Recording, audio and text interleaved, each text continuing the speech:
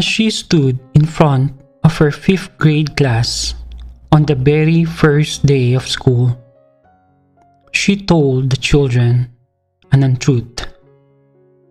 Like most teachers, she looked at her students and said that she loved them all the same. However, that was impossible because there in the front row, slumped in his seat, was a little boy named Ricky.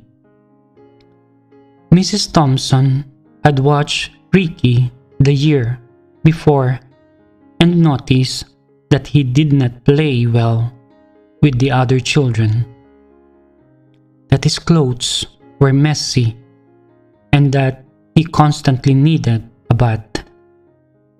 In addition, Ricky could be unpleasant. It got to the point where Mrs. Thompson would actually take delight in marking his papers with a broad red pen, making bold X's, and then putting a big F at the top of his papers. At the school where Mrs. Thompson taught, she was required to review each child's past records, and she put Ricky off until last. However, when she reviewed his file, she was in for a surprise.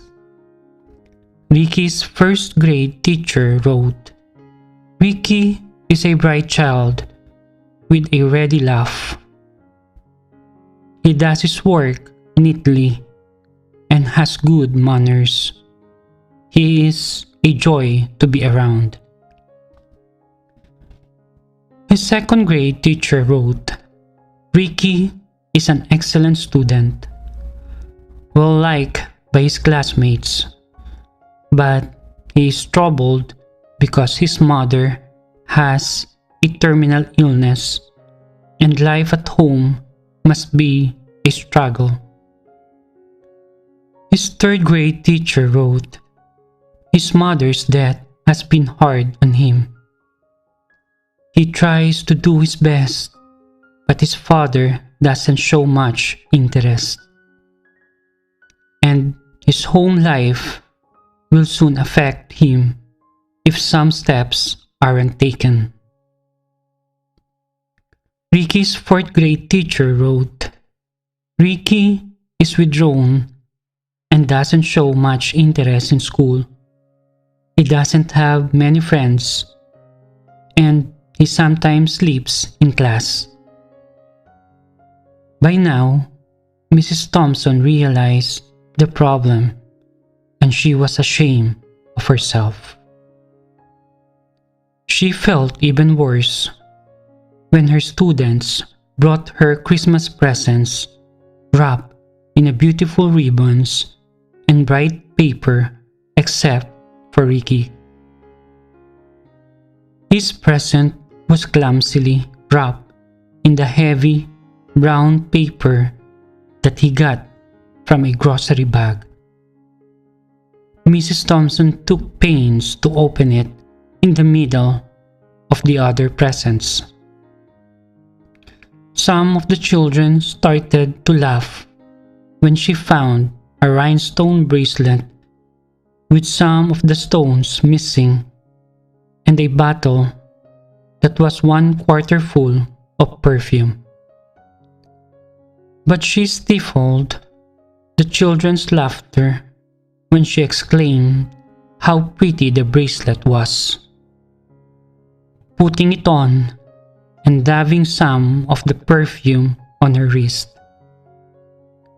Ricky stayed after school that day just long enough to say, "Mrs. Thompson, today you smell just like my mom used to."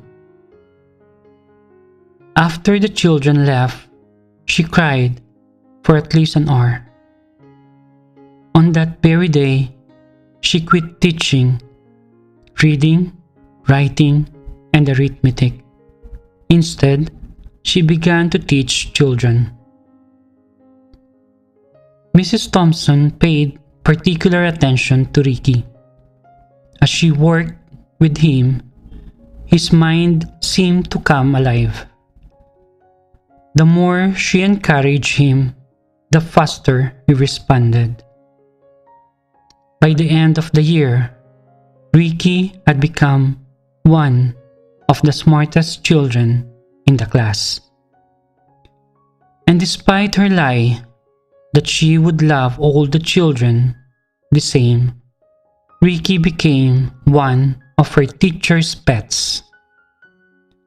A year later, she found a note under her door from Ricky, telling her that she was the best teacher he ever had in his whole life. 6 years went before she got another note from Ricky.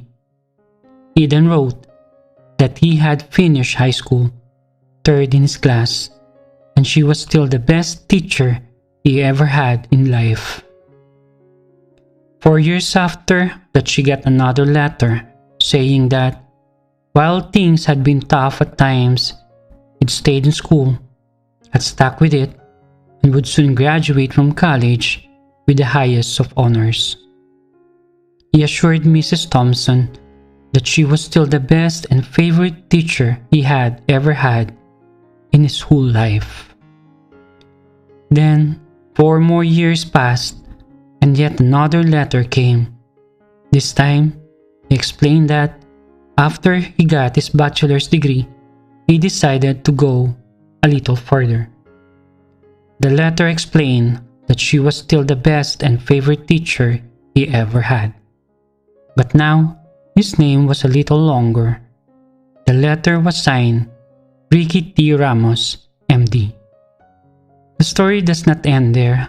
You see, there was yet another letter that spring. Teddy said he had met this girl and was going to be married. He explained that his father had died a couple years ago, and he was wondering if Mrs. Thompson might agree to sit at the wedding in the place that was usually reserved for the mother of the groom. Of course, Mrs. Thompson did. And guess what? She wore that bracelet, the one with several rhinestones missing. Moreover, she made sure she was wearing the perfume that Teddy remembered his mother wearing on their last Christmas together. They hugged each other, and Dr. Ramos whispered in Mrs. Thompson's ear, "Thank you, Mrs. Thompson, for believing in me. Thank you so much for making me feel important and showing me that I could make a difference." Mrs. Thompson, with tears in her eyes, whispered back. She said, "Teddy, you have it all wrong. You were the one who taught me that I could make a difference. I didn't know how to teach until I met you."